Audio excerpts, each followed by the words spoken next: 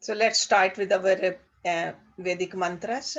Om Guru Brahma, Guru Vishnu, Guru Devo Maheshwara, Guru Sakshat Parbrahma, Tasmai Shri Guruve Namaha.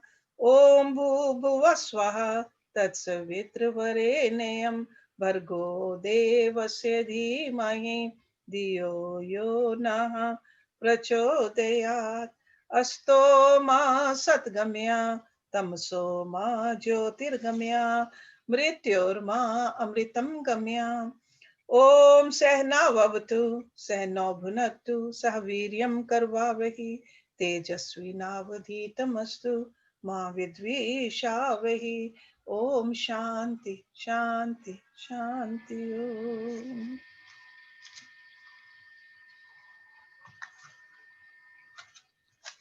We are on verse number 40.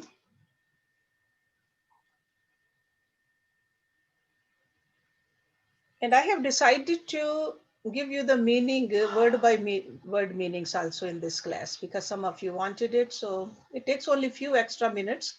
So since some of you are interested in it, so I'll go over the meanings. Okay. So Katham Treyam Bhavsindhum Itam Kava Gatirmehe Katmo Ati Utyupaya Jane Na Kinchit Kripya Avamam Prabhu Sansar Dukh Kshatim Tanushvah. So Katham means how. Treyam means crossing over. It's like how shall I cross over? See, this simple Hindi word is like Tayarna, right? So crossing over. Bhav Sindhu. Bhav Sindhu is ocean of worldly existence, ocean of birth and death, called the ocean. Ka va. What may be? Ka means what? What may be? Gati may. My destination. My gati. Katmaha. Katma means which. Asti means is. Upaya. Upaya means the means.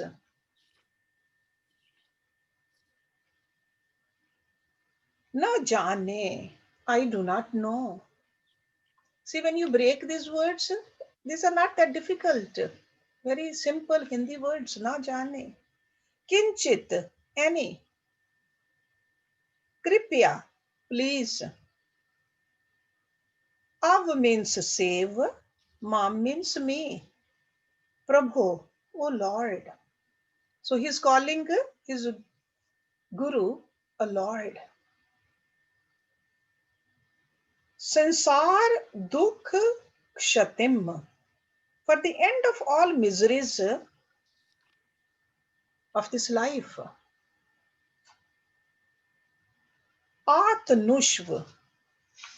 Describe in detail. So what is this Shishya or the disciple is saying? He's asking so many questions. He says how to cross this ocean of this relative existence. That's what this Bhav Sindhu is. How to cross it over. What is to be my ultimate destination? After crossing over, where will I go? Which of the many means, upay, should I adopt? Okay. I know nothing of these. So he's admitting that I don't know anything. Please tell me. Oh Lord, save me. And describe in all detail how to end the misery of this life here. So these are the type of questions that students should be asking when he approaches a master, a guru. Okay? Because guru's subject matter is to show us how to cross this birth and death, coming and going in this ocean of finite existence. That is the subject matter. So these questions in themselves speak volumes of a very clear and logical thinking by the student. He's not asking for anything temporary here. He's asking about the ultimate goal of life. Because he has already analyzed his experiences in life earlier. He knows that only my Guru can help me. Because my Guru is the one who has experienced the infinite. He has a complete transcendence of the finite. So that's why he's saying, how can I cross the ocean of relative existence? Because he knows that my Guru has, and he can tell me how to. So he knows the goal, but he is unsure as to what exactly is the method. That's why upaya is method. He doesn't know which, because there could be endless methods. He says, tell me which upaya, which means to adopt. He wants to know from the Guru what exactly should be the path for him. Because it is more convenient to choose the path when a Guru tells us this path. So there are many paths. Okay? Because then there's a Guru's blessings also involved. Guru's guidance is involved. And then we get motivated also when we know that we have a Guru in our life. And that's why this expression, I know nothing. What is he expressing? There's an expression of modesty, expression of devotion, reverence for the teacher. So unless we have that kind of a reverence and a love and a devotion, we really cannot do what we are supposed to do. Okay? So he says, I don't know anything, even though intellectually you can see that he knows. But he definitely needs a Guru to hold his hand. Now let's look at what Guru is saying. तथा वदन्तं शरणागतं स्वं संसार दावानल तापतमं निरीक्ष्ये कारुण्ये रसाद्र दृष्ट्यः तदात अभीतिं सहसा महात्मः तथा वदन्तं. Tatha means as or thus. Vadantam means speaking. So thus speaking. Sharnagatam, the person seeking the refuge. Sharnagatam. Sansar davanal tap tapam. Tormented by the heat of the forest fire of sansar. Sansar is again this worldly existence. So davanal, it's like a forest fire. Okay. So tormented by the heat of the forest fire of sansar. Nirikshye, seeing. So this seeing is for the seeker. Karunye rasadra drishtyaha. With a look, see drishti is a look. With a look showering pity and kindness. Karunya. Mahatma. At the end, that means the great one, the great teacher. Sahasa. Sahasa means immediately or spontaneously. Abhitam, protection from fear. And then the very first word in the last line is dadhat, would bestow.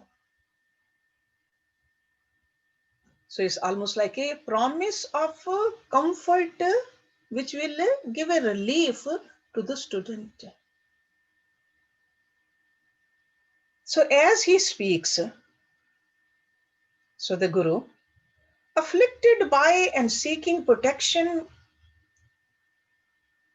from the fire of sansar, the noble teacher looks at him in all pity and kindness and spontaneously bestows upon him protection from fear. So it's just like a drishti of the Guru, gives a comfort to the disciple, even though disciple is burning. That's why a very common way we say that Guru ki kripa drishti. Okay, so that's what's mentioned over here. Okay, so karunye rasadra drishtya.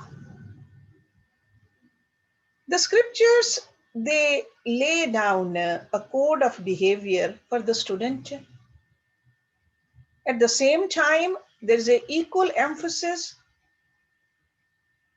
the code of a conduct for a teacher also.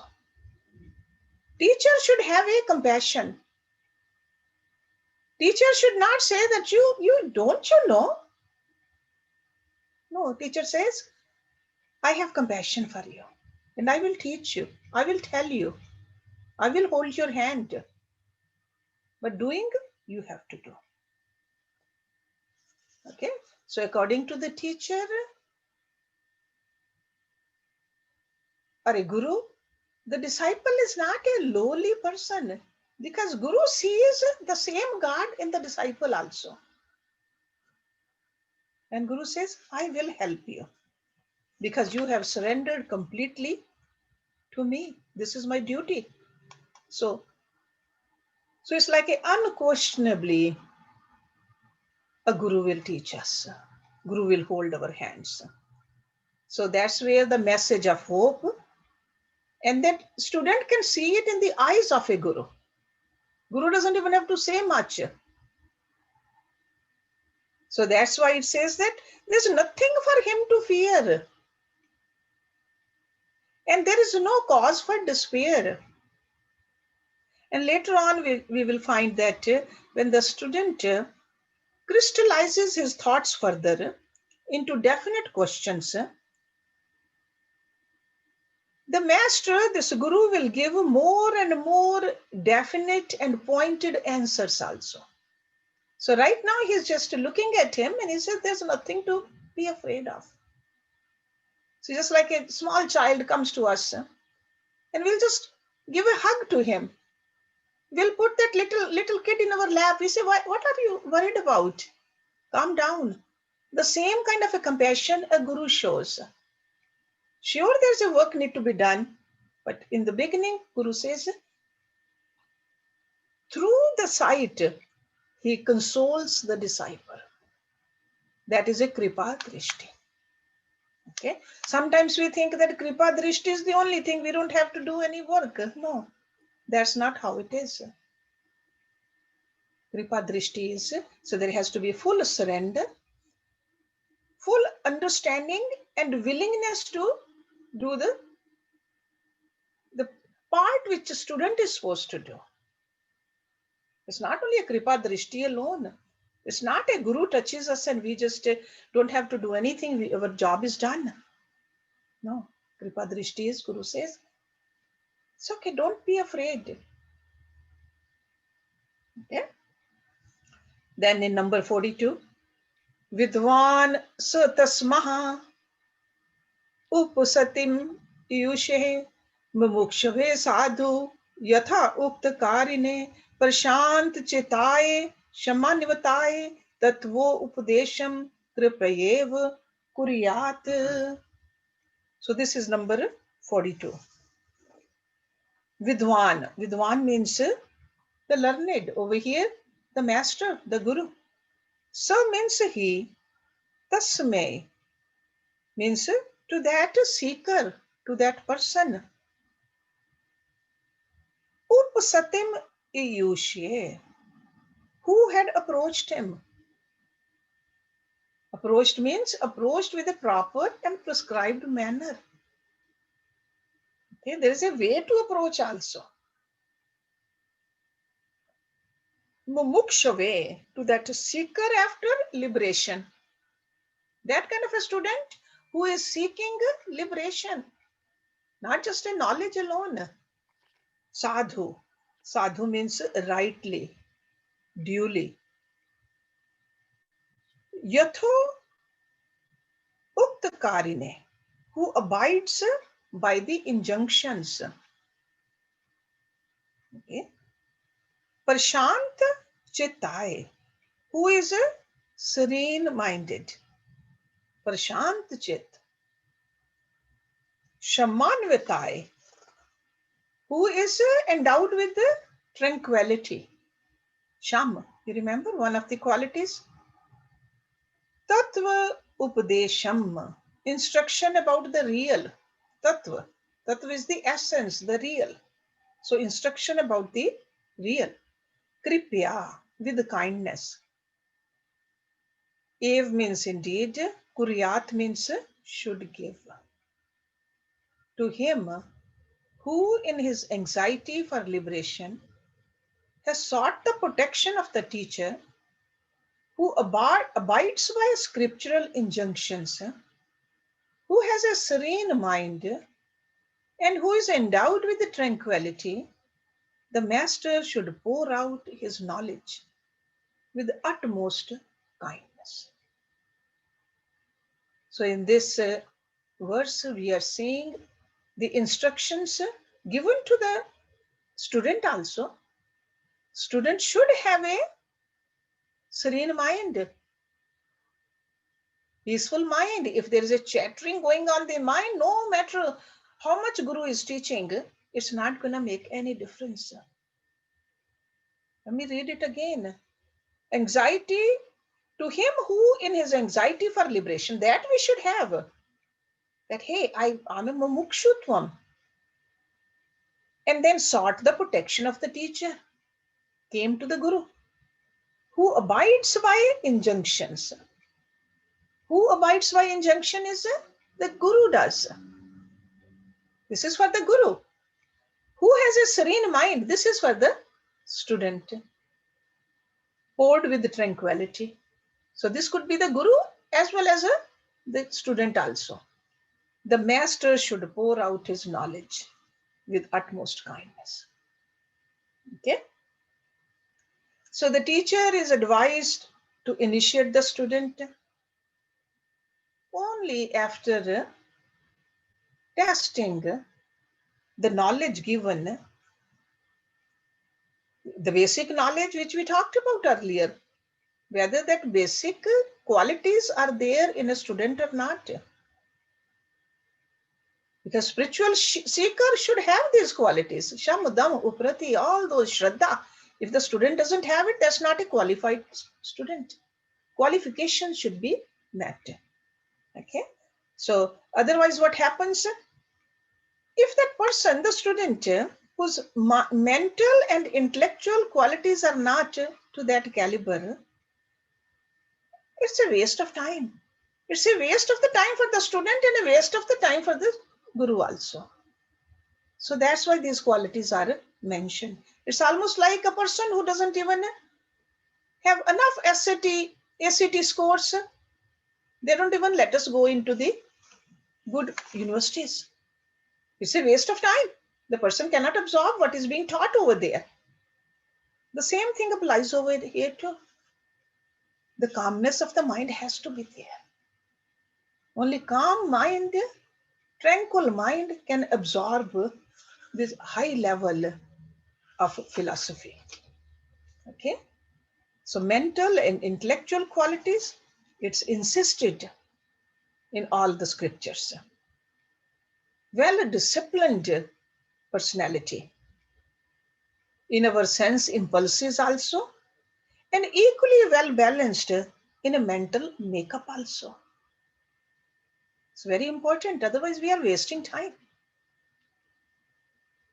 And for the teacher, the patience has to be in the teacher. There has to be kindness in the Guru to repeat even for the 100th time. Guru should not say, I have told you already. Why do you keep asking? This is the patience in a Guru. So that's why I said in this verse, we see the qualifications for both the Guru also and for the student also. So Guru should have a equal love and consideration for the students. Before a Guru initiate the student, there has to be extreme kindness. He should never forget that he himself was once a seeker and had his own quota of doubts and difficulties. Guru should remember that also. That's why it's not merely a kindness and nor it is a superficial sympathy. It is the attitude of sympathy. I always tell you this statement because this is what I saw in my Guruji. Attitude of sympathy cooked in kindness, honeyed with love, and served on a golden platter of understanding. Okay? So it's not just only in the mind of the Guru, but it has to come out in the words and in the actions also. A person with a bad temper, I think some of you are writing, so let me repeat it again. Attitude of sympathy, cooked in kindness, honeyed with love, served on a golden platters of understanding.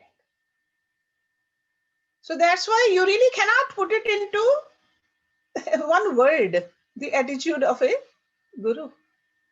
That's why they say you can never pay back a Guru. There's not enough in this finite world where we can make the payment to a Guru. Because Guru gives all. Whether we are ready to receive it all or not, but Guru gives it all. And in a very beautiful way. Okay? A person of bad temper, extreme impatience, lacking in sympathy, tolerance, kindness, can't ever become a true teacher, let alone a Guru. Okay? No matter what that person is claiming, he can claim all his nobility, he can just advertise all his degrees, all his accomplishments. He can have any kind of a name in front of his, any kind of a title in front of his name. That is not sufficient. So this is what Shankaracharya ji is telling us in these verses. Now what does Guru says? Number 43.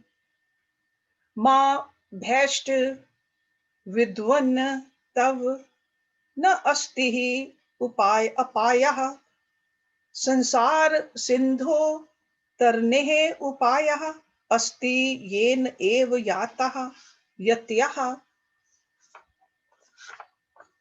अस्य पारम तम एव मार्गम तव निर्दशामि. So Guru says, Ma bhasht. Ma bhasht means fear not. Ma means not, bhasht means fear. Don't fear. Vidwan. He's calling his student a vidwan, a brilliant one. Don't we see these kind of terms used by Lord Krishna for Arjuna also? Right? So over here, because this student is asking for knowledge, so he's calling him vidwan. Okay? Brilliant one. Tav means for you. Na astihi. That means there is not apaya. Apaya means danger.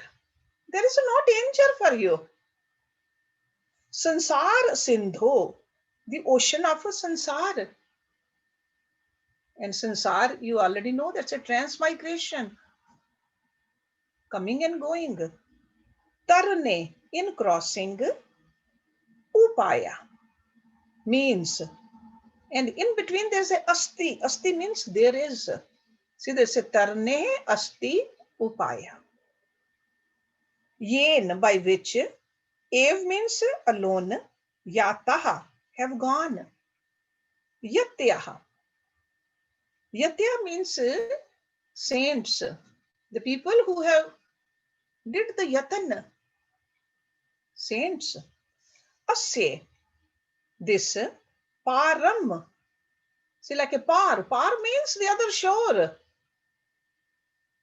Tam means that, ev means the same. Margam, path.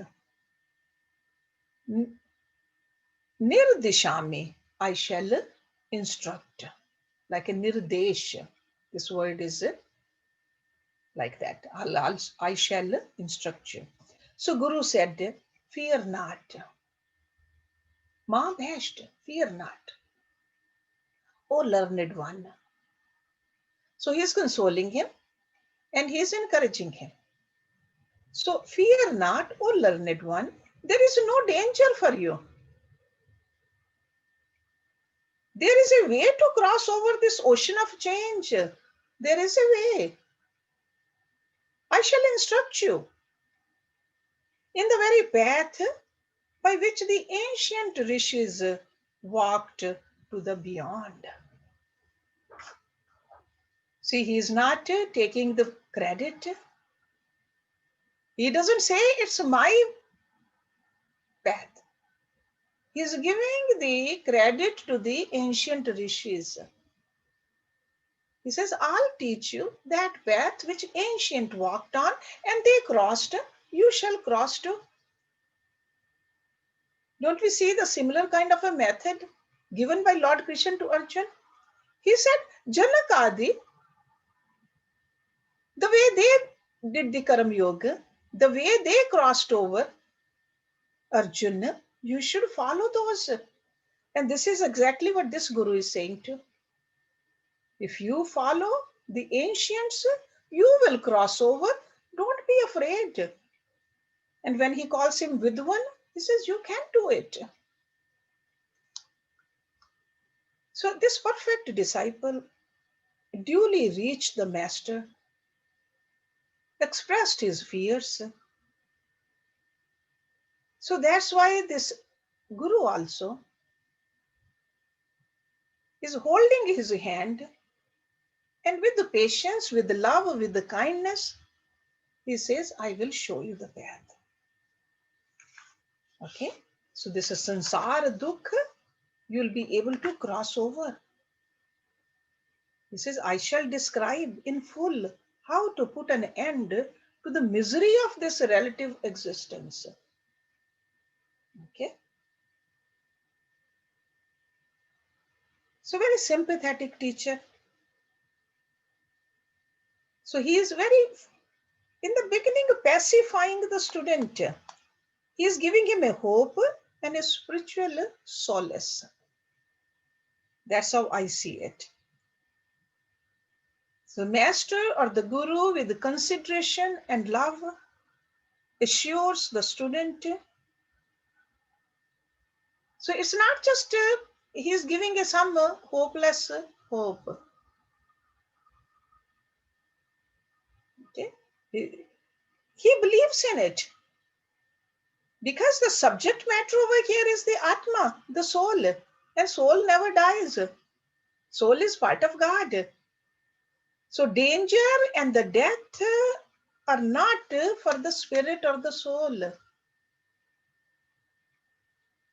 They are only the hallucinations of the mind. So that's why with all confidence, this Guru is assuring the student, there is no death for you.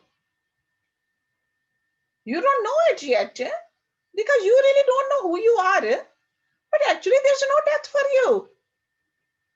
That's why I said it's a hallucination of the mind when we get disturbed by the death. That means we really don't know the reality yet.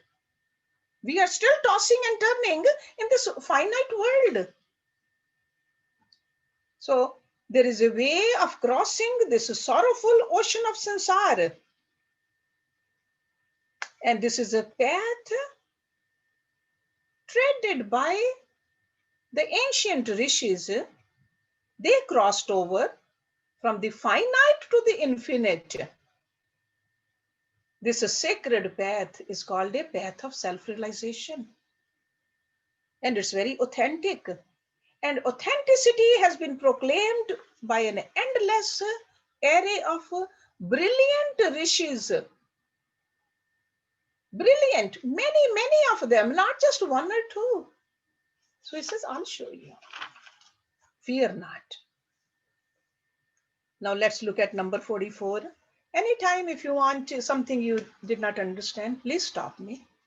Okay, because I see that there's a wealth of knowledge in here. So, but at the end also you'll get a chance. But in between, if there's something, please do interrupt me. अस्ति उपायः महान् कश्चित् संसार भय नाशनः तेन तीर्थवः भव अम्भोधिम परमानंदम आप्यसे. Asti means there is. Yes, Jyoti. Question? Manju Malhotra. Yes, Manju. Namaste, Hershey. No, I was just going to ask you, the death word is in place of danger, or danger is in place of death, right? Yes. That's what you mean, right? Yes. The Exactly. danger he feels is we always have a fear of dying. I guess. Yes. So Yes. that's Right. the danger. Yes, that's the danger. Exactly. That's why I use the word death also to explain it. Okay. Yeah, okay. Thank you. Good. Okay. Asti means, this is number 44 now. Asti means there is. Upaya means technique, path. Okay, we have visited this word before also today. Mahan, great. Kashchit, one. One means like a someone, kashchit. Sansar bhaya nashnaha, capable of destroying the fear of sansar. Ten means by which. Tirtavaha, crossing. Bhav ambodhim, the ocean of sansar. Paramanandam, the supreme bliss. Apyasi, shall gain. Okay. There is a supreme means by which you can put an end to the fear of relative existence. By that you will cross the sea of sansar and attain supreme bliss. So again, this is been spoken by the Guru. A psychological assurance is again given here with a flood of love that pours out from the heart of the Guru. So the repetition is not merely for the sake of emphasis, but it is also to clarify and reveal the infinite consideration and divine sympathy with which a teacher teaches a student. We all remember how our mothers taught us, right? So that's why Guru is teaching like a mother also, repeatedly. A mother or father never get tired of repeating again and again and again, answering the same question of how's and the what's. So over here, a Guru is doing the same thing, or even more so. So that's why it says there is a supreme means by which you can put an end to the fear of relative existence. Now let's look at number 45.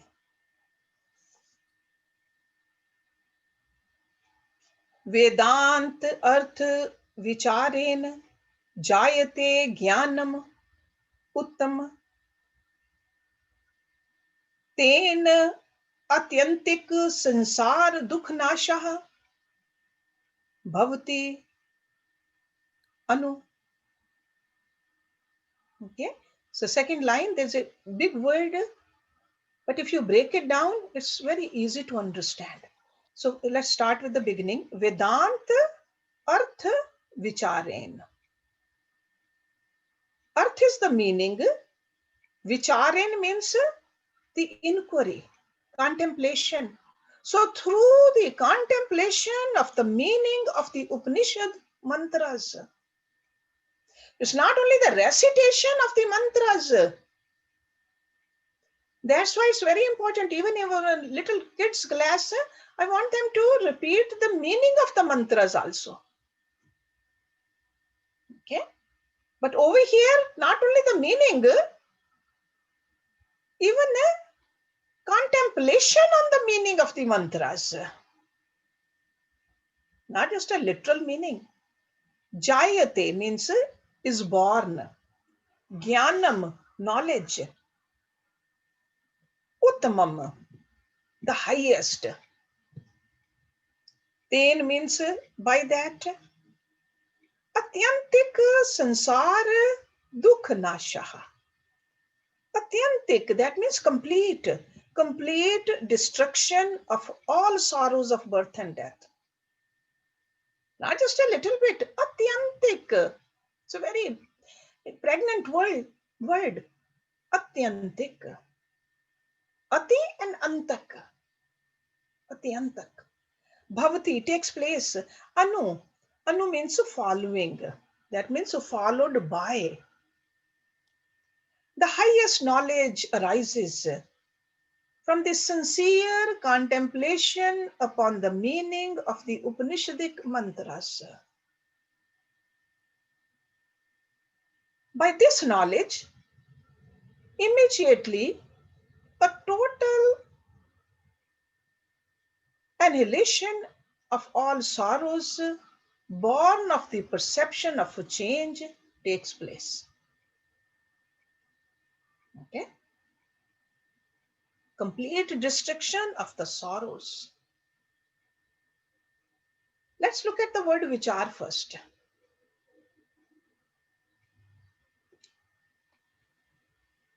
Vichar, it's a term which has no corresponding word in English. Vichar. Often we use the terms like thinking, contemplating, reasoning, analyzing, etc. But these terms do not fully express the meaning of the technique of vichar, because it's a technique. Vichar karna, it's a technique. Vichar comprises all these in a synthesis. See, that means thinking also, contemplating also, reasoning also, analyzing also. And along with all this, certain essential mental and intellectual discipline also. So that's why I said there's no equivalent word in English language for vichar. When a mind and intellect, they are trained and they have made steady, only then we can rip open the declaration of the Upanishads. If the mind and intellect, they are not ready, we really cannot, no matter how many mantras we memorize, how many times we repeat, it's not going to make any difference.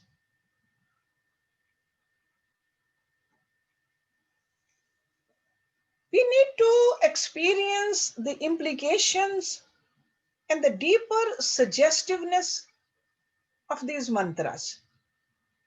This process is called vichar.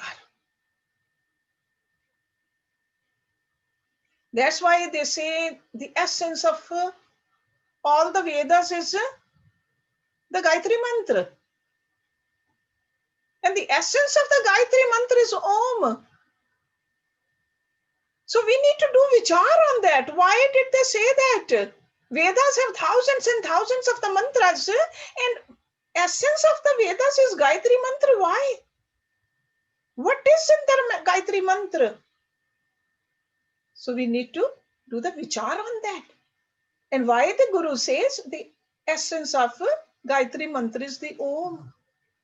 Often people think, no, I have done many Gayatri Mantras because it's the essence of the Vedas and I have repeated it. I have done the mala of it thousands of times. But still a person is agitated because did not do the vichar on it. What does it really mean? So the nectar in a flower is always secreted in its innermost chambers. So that's why these Upanishad mantras are called the flowers. Flowers. And the sweetness of each is secreted not in its outer words. How it doesn't matter how fascinating those mantras are, but lies hidden. So it's like in there, hidden, and we need to take it out. And how do we take it out? By vichar. That is a divine secret. Okay? Only through a prepared mind and intellect. So mind and intellect are needed. The mind and the intellect we just waste all the time. We need to stop wasting this mind and intellect, the power of the mind and intellect. Use it in the outer world superficially. Mainly save it for this, the real purpose of life.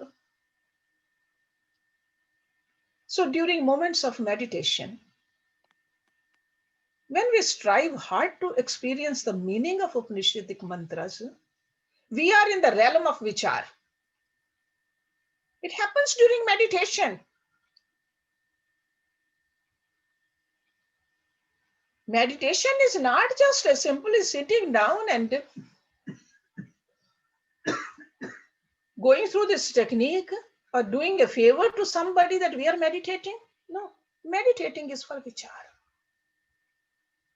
It happens at that time automatically if you are meditating. Through vichar, our misunderstandings about ourselves, which are the expressions of our ignorance, are removed. And when the ignorance is removed, knowledge will shine. And with this right knowledge, spontaneously, all the delusive sorrows of the sansar will end. Our mind is the one which is making all these sorrows bigger than what they are. To the other person, it's not a sorrow. But our mind makes it that it's a sorrow. So on the rediscovery that our spiritual nature is pure knowledge, uncontaminated by any trace of ignorance, we come to enjoy our divine heritage of perfection and bliss. That's who we are. We are nothing but bliss, nothing but perfect. But we think that we are something else. It's almost like a young man. He is the son of a multimillionaire, goes into a pub, gets drunk, forgets who he is, and he sits outside and asking for a handout. Forgotten.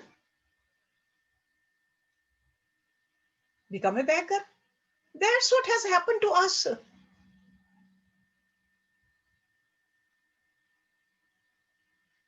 Okay, so that's what this Guru is reminding us. But then he's telling us to do the vichar on it. Okay, and vichar is not just here and there. Vichar, we got to do it constantly. Anytime we get do this vichar, who am I?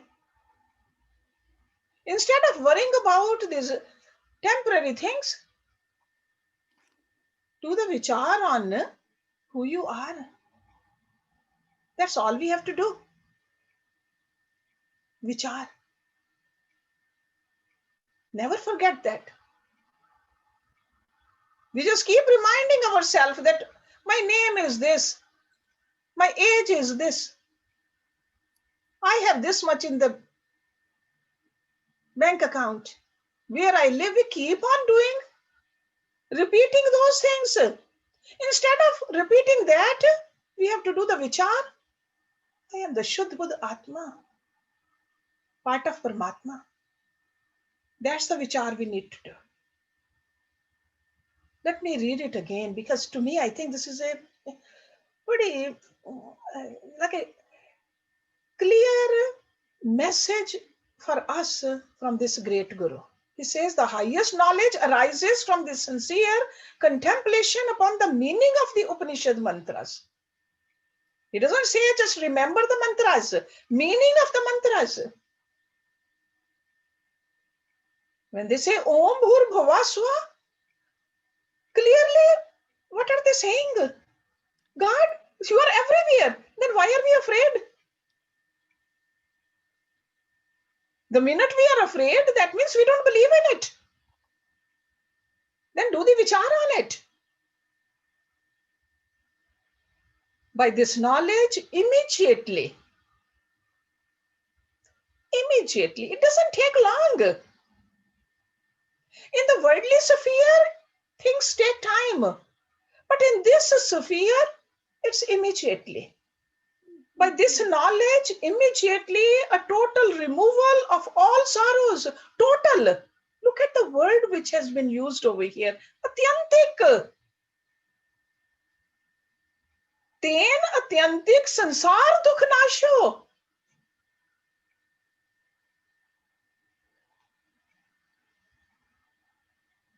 Total removal of all sorrows born of the perception of change takes place. I'm going to do one more, then we'll stop. Because in this number 46, he's telling us how to do it. Because we haven't reached there yet, we need to know how to do it, how to do the vichar also, before we can leave to that height of vichar. What kind of a path we can follow, he's telling us. I mean, look at this. This is the compassion or a compassionate nature of a guru. He says, Shraddha, Bhakti, Dhyan, Yogan, Mumukshoho, Muktehe hetun sakshat shrutegi vaktihi yava ateshu ev tishtati amushye moksha avidya kalipitat deh bandhat. Shraddha is faith, we know that. Bhakti is devotion. Dhyan is meditation.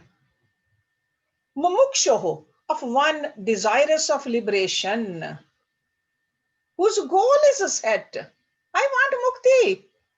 I want to march back where I came from. Muktehe, for liberation. Hetun, chief factors. See, hetu means the cause, the chief factor. Sakshat, clearly. Shrutegi, the word of Shruti is. So clearly the word of Shruti, Vaktihi. In the middle there's a word Vakti. Vakti means mentioned. Ya va, whoever he be. Eteshu ev, in these alone. Utishtati remains amushya, his mokshaha liberation, avidya kalpitat from the ignorance indeed, deha bandhat bondage of the body, faith, devotion, and the practice of meditation. These are mentioned in the songs of Shrutis as the chief factors that help a seeker to attain liberation. Whoever pursues these is liberated from the bondage of the body, which is a projection mysteriously accomplished by his spiritual ignorance. So this projection has happens out of the ignorance. How do we remove this ignorance? He says, Shraddha, Bhakti, Dhyan. These are the ways. So power to do vichar is the fuel. That vichar is the fuel which helps this spiritual vehicle to maintain in motion. But we are told here to do the practices strictly, sincerely. So this Shraddha Bhakti Dhyan, these are the practices we need to do so that our capacity to do vichar may be increased. So ultimately, Shraddha Bhakti Dhyan is for the vichar. Shraddha and Bhakti encourage and increase dhyan.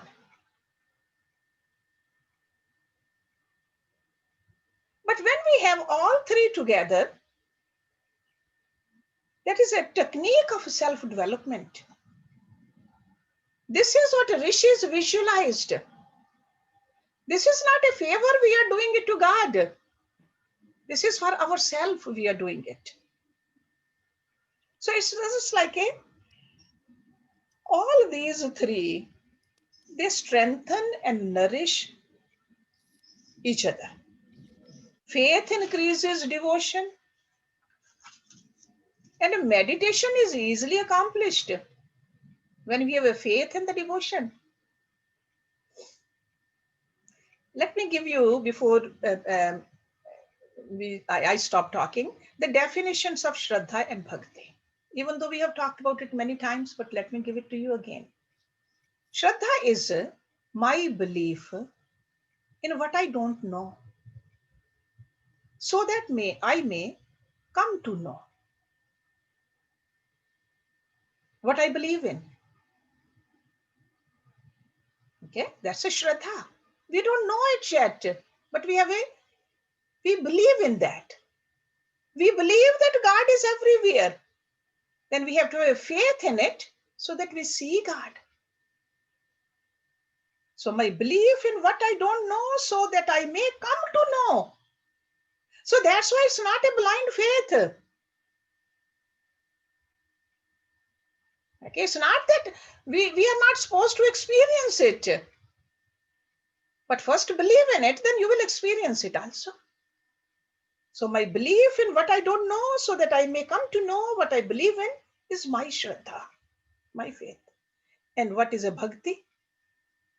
Bhakti is the seeking for one's own real nature as the eternal Atma is true bhakti.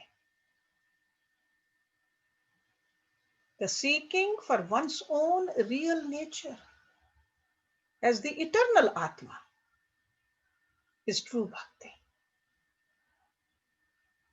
So when we are truly aided by faith and devotion, of course we are able to meditate properly. There's no question about it. And through meditation, we come to realize our true nature. See how they are intertwined? And in the later on, he says that body and intellect are all superimpositions on the Atma. And these superimpositions are the real bondages for us. Because of them, we feel the limitations of the mortal body. No matter how strong my body is, how beautiful my body is, still it's limited. Only thing which is unlimited is our real nature, which is the Atma. So that's why through bhakti and shraddha and dhyan, he says these are the ways. Let me read it again, the literal translation, so that I know if there is something I did not explain. Faith, devotion, and the practice of meditation. These are mentioned in the songs of Shrutis as the chief factors that help a seeker to attain liberation. Okay? Whoever pursues these is liberated from the bondage of the body, which is a projection mysteriously accomplished by his spiritual ignorance. Avidya kalpit deha bandhat. See, when you break it down, all those terms are very simple. We are used to this terminology. But we have to understand it properly and do our part also. Okay, so I'm going to stop it here. And we'll start with the number 47 next week. So any question? Hersh will Shanti Pat first. Yes, I'll do the Shanti part. Om Purnamada Purnamidam Purnat Purnamudachyate Purnasya Purnamadaya Purnameva Visheshyate. Om Shanti Shanti Shanti. Okay, any question, comment? Beautiful class, Hershji. Felt your love, compassion, kindness. But All I that. have, Sujata, I have